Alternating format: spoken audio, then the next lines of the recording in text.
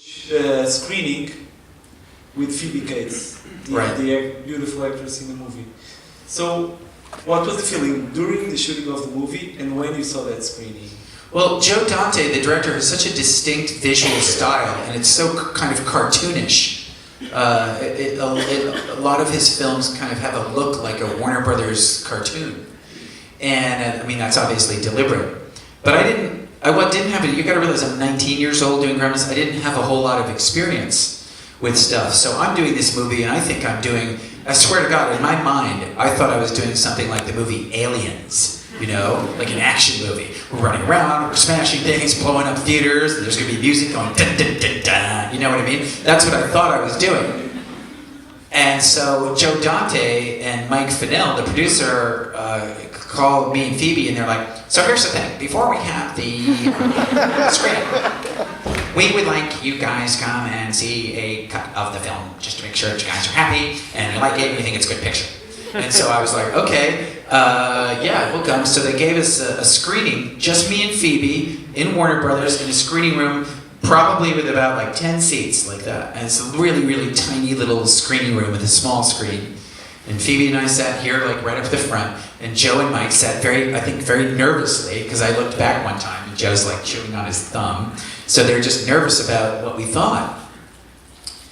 And now I'm seeing Gremlins without an audience. And I know the whole thing, right? Because I did it. But there's stuff that I don't know. When you start watching the movie, we get to the famous bar scene that you're going to see. And the bar scene probably went on for another 5 or 10 minutes. They kind of cut it down. It just went on, and I'm like, what kind of surrealistic cartoon am I in? This isn't Aliens, this is like the Roadrunner. You know what I mean? It's like a Bugs Bunny movie. So I'm looking at Phoebe, and Phoebe's looking at me like, what is this? I'm like, I don't know. So we get up after it's over, the screen's over, and of course Joe and Mike are like, so what'd you think? What'd you think, right? And I'm like, can we have just a couple of minutes to talk amongst ourselves? And they're like, yeah. So we walk downstairs, and I get to go over to Phoebe, and I'm like, so what do you think? She goes, I don't know, what do you think? I said, is it any good? Like, does it suck? I can't tell.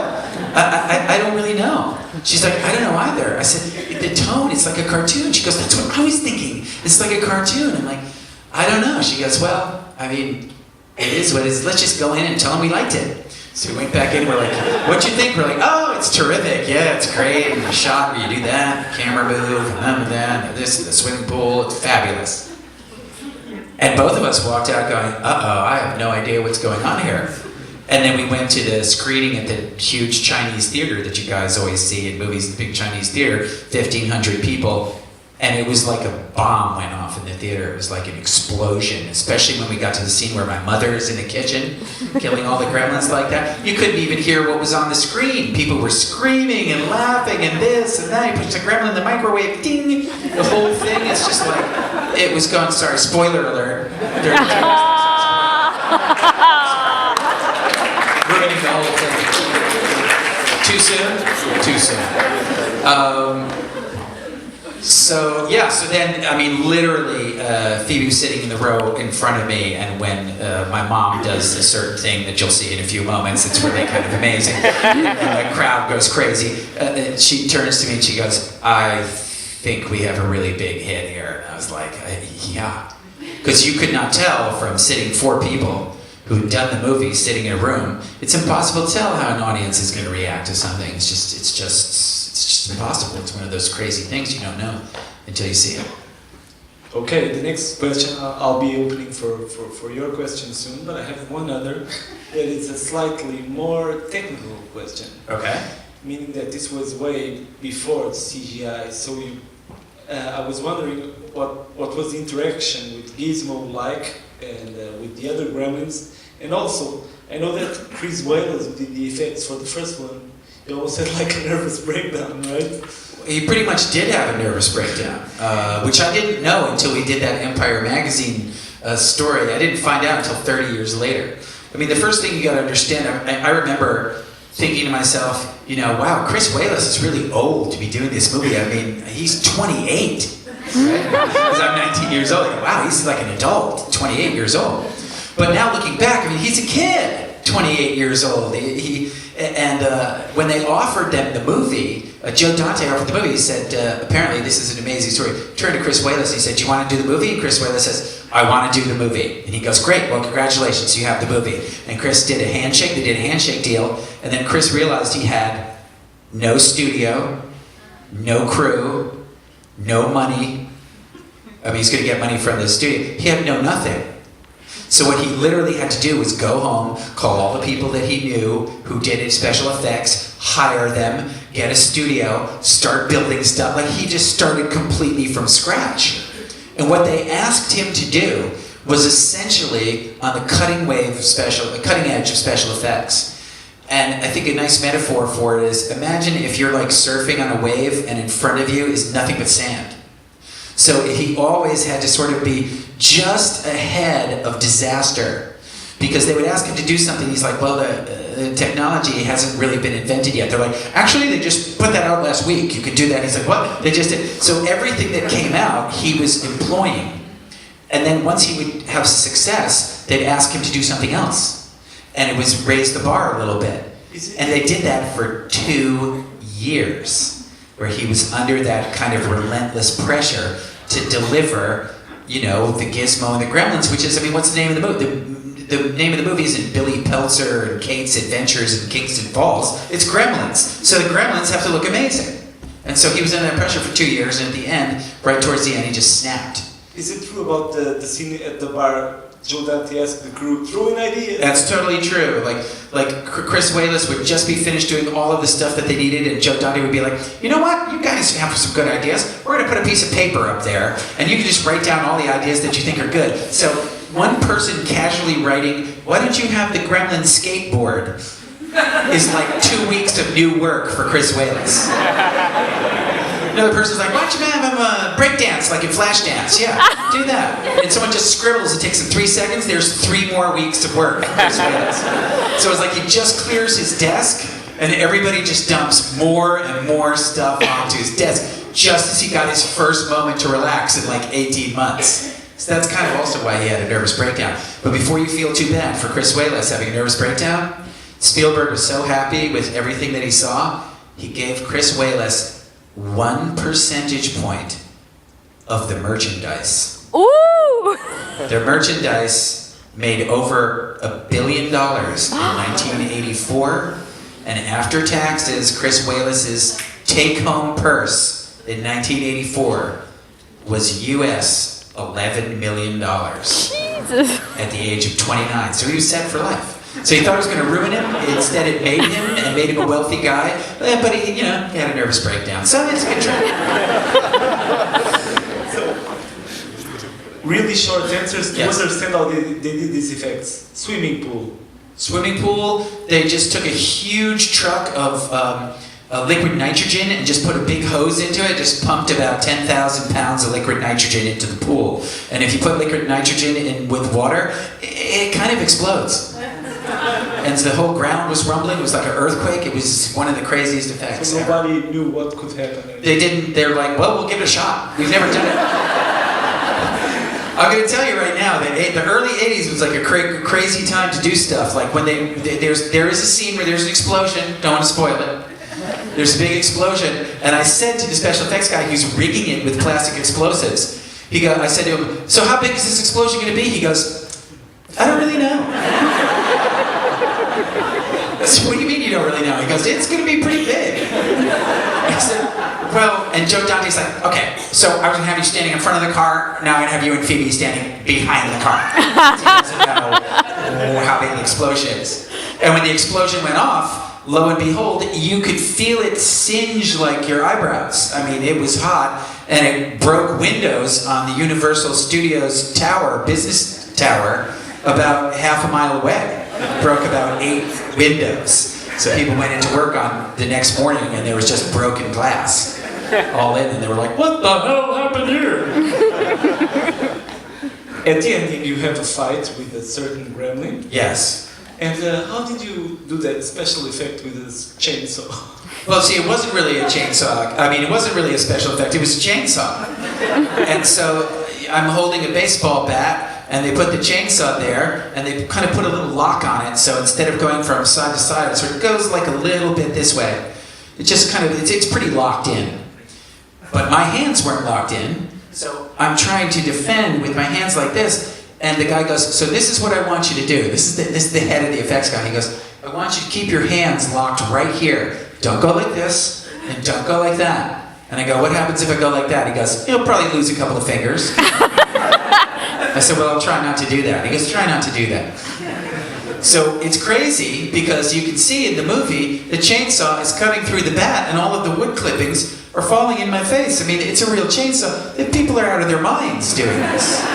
They would be sued into oblivion if they tried this now, blowing up the movie theater. How much? Well, we don't know. I mean, it's just, the whole thing was just kind of crazy. But, that's the way it was back then. It just, like, if it works, there you go. And the last special effect I need to ask about is Gizmo.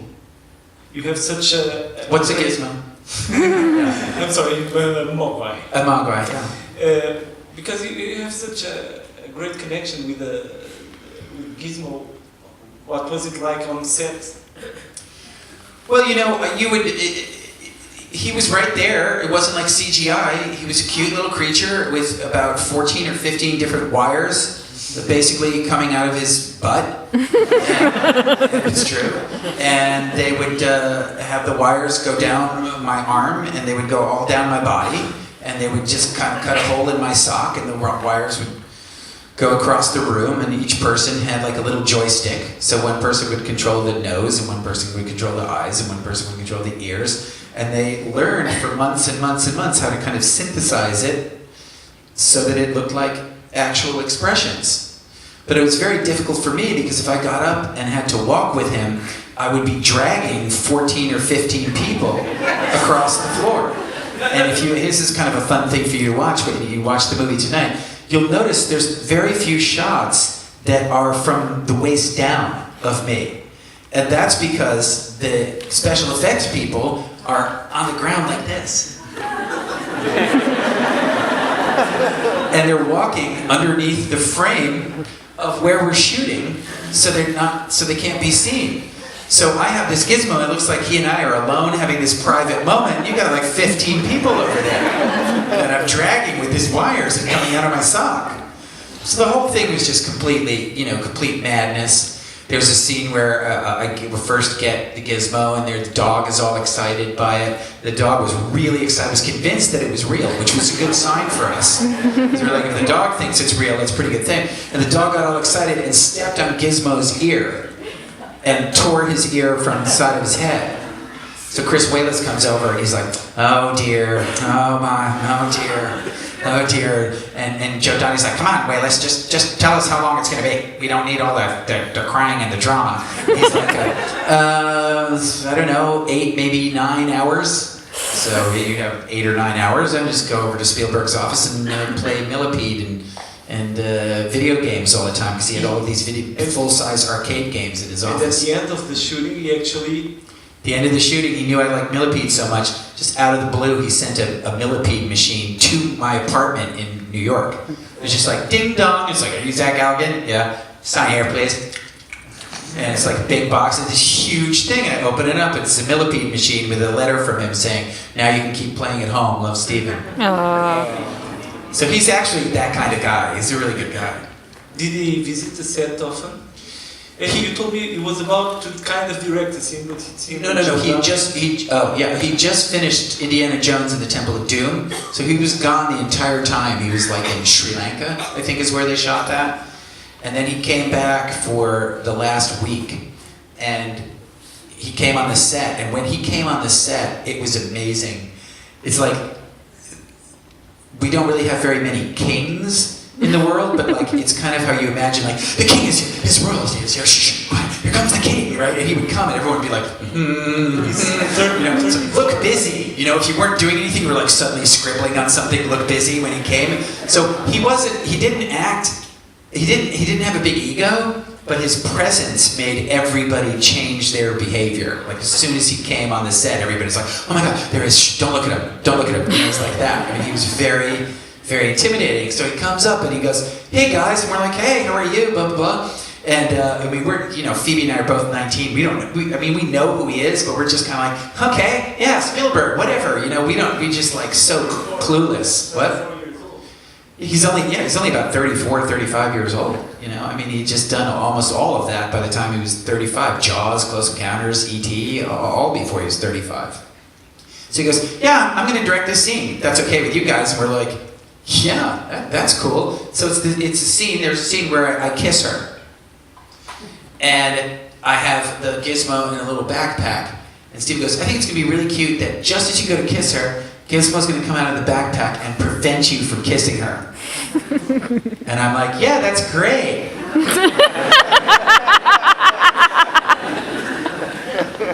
One thing I wanted to do in this movie was kiss this beautiful girl. Now Steven Spielberg comes on and he's going to do it, so I can't kiss the girl. What am I going to do? I can't tell. I can't get angry at him. He's Spielberg. So we do it a couple of times, and Joe Dante just doesn't like the way it looks, and he goes, thank you, Steven, no. We're going to do it the way it was originally written. And he just kind of like tells Spielberg like not to direct the scene that way. And we just did the scene where I actually kiss her, and I was like, yes. Kiss the girl. Check the box. Move on. And it's a beautiful scene. Well,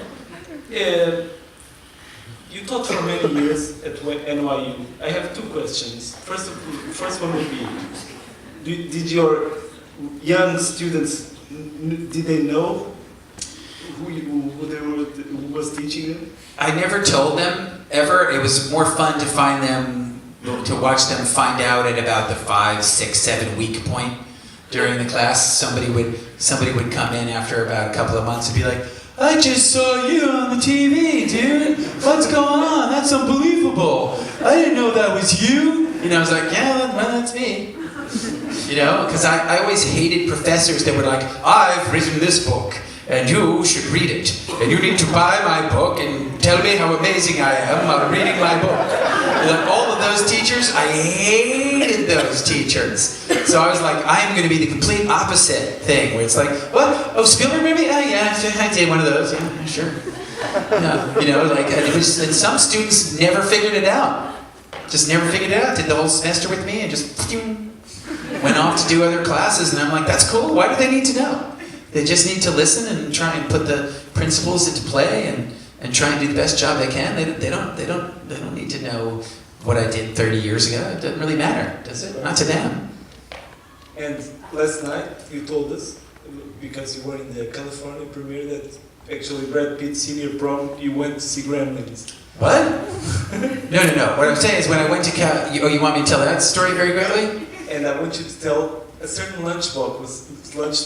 You signed a certain lunchbox. I want to know. Filipe wants me to tell like kind of fun stories because they're fun kind of Hollywood name droppy stories, and they're good stories.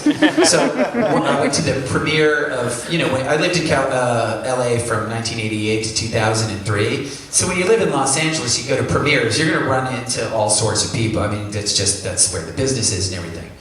So I went to the premiere of this movie called California, which had Brad Pitt and Juliette Lewis in it, and David Duchovny, about 1993. And Brad Pitt hadn't quite exploded yet. It was the next year, Interview with the Vampire, Legends of the Fall. That was really when he went fa-boom.